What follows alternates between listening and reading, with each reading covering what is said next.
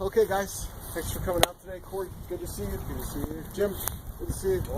Pat, good to see you again. Brian. Guys, what we're going to do today is we're going to work on bunker play, shots out of the sand, mainly around the green side bunkers.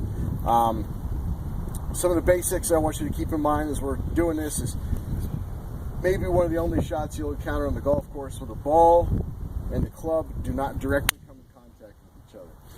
What we're actually doing, what I like, is the idea of we're creating a wave of sand, and that wave of sand is what pushes the ball up out of the bunker. So we're definitely going to want to hit somewhere in the sand behind the golf ball, not directly down in the back of the golf ball like we did with when we did our chipping. Thanks for coming out. Pat, thanks. Jim, good to see you again. Brian, always a pleasure. Guys, the last couple of weeks we've been working on the full swing that is both iron play and play with woods and metals. Today we're going to work on what I think is probably the most important part of the short game, maybe aside from putting. It's chipping. The basics, the fundamentals of chipping, and some of the techniques that can lead to different shots. What I'm going to talk about today is different lies and different pin placements on the golf course require us to hit different shots around the green. I like the idea, if we can, it's good to keep the ball low, get it rolling quickly. I think it's just easier to control that shot because it calls for a smaller swing. Sometimes we're going to have to add some loft to that shot, hit it up nice and high, have it stop quickly around the pin. Okay, guys, welcome back to round two. Last week we talked about iron play. Went over the fundamentals with everybody, have a good setup for an iron shot, your standard stock iron shot.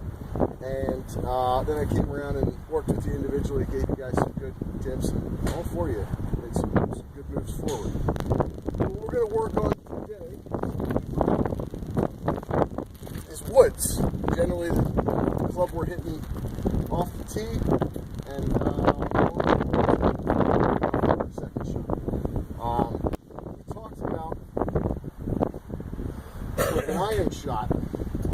What produces a good iron shot is that club coming down into the back of the ball and continuing down and through, brushing the turf or taking a divot somewhere after the golf ball. With woods, we don't want to do that. This club isn't designed to be hit down on woods drastically, especially with the driver. If you look at all the tour players, they're actually hitting up on their driver somewhere 2 to 5 degrees. Not a lot. We're not trying to scoop it up. But that club is bottoming out slightly behind the ball and then working up into the ball. Fairway woods and hybrids, right off the turf, not on the tee. We want it to be a real level sweep. We want that club to bottom out right where the golf ball is. Okay, guys, welcome to my day. Thanks for coming. What we're going to be doing in today's lesson, we're going to be working on iron play. Those are shots generally used onto the green, approaching from hopefully the fairway, sometimes the rough. A couple of things I want you to keep in mind. What we'll do is we'll break up. I'll come around and work with each of you individually. When we're here at the practice area, it's a tendency I see a lot of students when they're warming up or when I call them machine guns. They just bang, bang, bang, bang. Golf balls, they hit the better they're going to get. Nothing could be further from the truth. We're going for quality versus quantity. So take the time, make each shot count, make sure you're set up properly. Know what kind of shot you're trying to hit, and we execute too. Pat, let me borrow your golf club here. The kind of basic physics of a well-struck iron shot are as such. You see all these guys when you're watching on tour, right? They are taking divots out of the fairway, divots off the tee box. That's because they're swinging down the golf, a descending angle to do.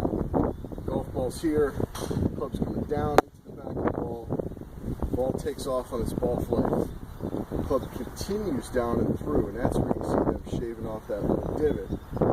If you were to look at a tour player's swing in slow motion, the club face meet the ball, you'd see it looking like this, club's coming down into the back of the ball rises up on the face for just a split second, starts its backspin, takes off, then that club continues down, and and it bottoms out somewhere a few inches past the golf ball.